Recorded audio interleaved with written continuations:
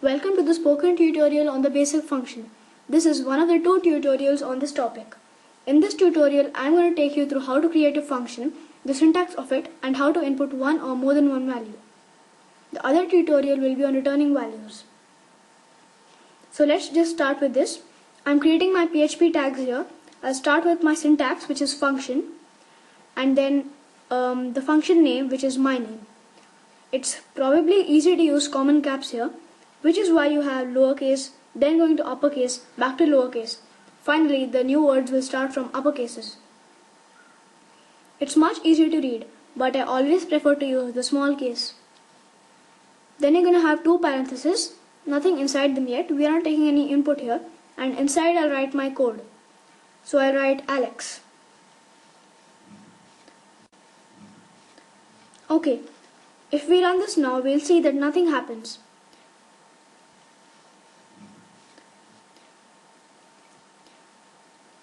Because of that, we have declared our function, but we haven't called it yet. Now to call our function, we just need to write the name of the function, the two brackets, and the line terminator. If we are putting values through this that need to be processed, we'll put them in here.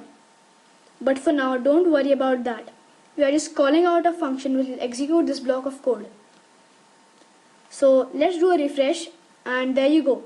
Alex is being echoed down. Now suppose if I want to add more than one line of code, I can put as much code here as I want. That's what the block is there for, to accommodate for more new lines.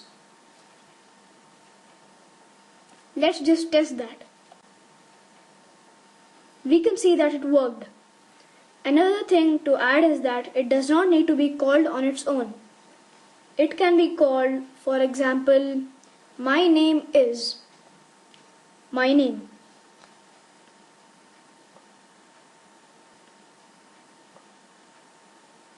Alright, we need to say my name is and then echo the function separately.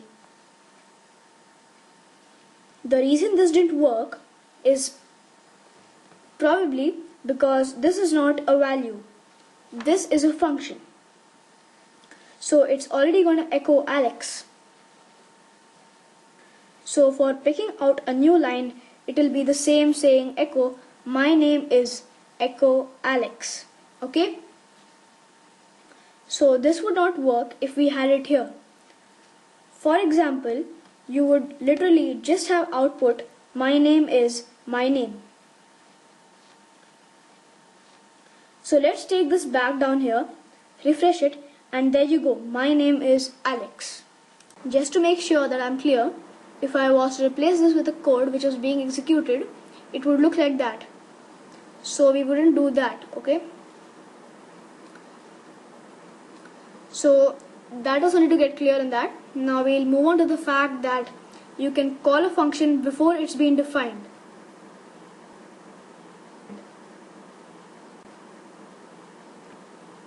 That is because of the way PHP works. So if I say refresh this, you'll expect this because the function is being called before it's been declared, that it would recognize it from top to bottom. However, it doesn't work that way. You can declare it at the bottom of the page if you think that's best. I always prefer to declare it at the top so that I can resume or back up to the top and see where I am. But that's about it. Now putting a value in, what I'll do is I'll say your name is name. That's echoing out your name is and then the variable name. I'll name the function your name. Now where's the variable gonna come from? I want the user to be able to input this. I mean, I'm not talking about input, but if I put the name here and then I say your name Alex,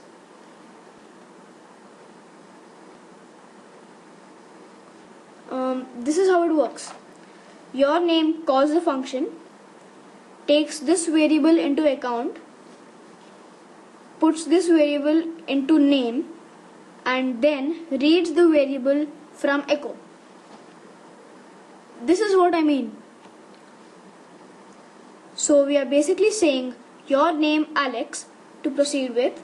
I need a value for this, particularly a string value. So you go up to here and see if anything has been entered as input. You see it has been. It's Alex. So we should get your name is Alex now. There we are. We can change this to Billy. Thus you have seen how it works. Alright, now what I want to do is I might want to add to my function to say that you are so and so years old. So I can say that you are age years old. What we need to say is name and age. Basically, what we do is add another variable. Okay, so we are adding an extra thing here, separated by a comma. Here we need to separate the variables by a comma. So again, it's taking this variable into account, putting it here and echoing it out here. Taking this variable into account, putting it in the call and echoing it out here. This is basically the structure of the variable. How many variables it takes, and this is how you code your function. So let's test that. Okay, you need space out there. I can change this again to Alex 19 and refresh. There you go. So functions are written to save time. It takes large blocks of code. It can take an input. It will process it in such a way that it will be time consuming otherwise. This brings us to the end of this tutorial. For advanced functions like returning value, please check the other tutorials on functions. Thanks for watching. This is Arvind for the Spoken Tutorial Project, signing out. Goodbye.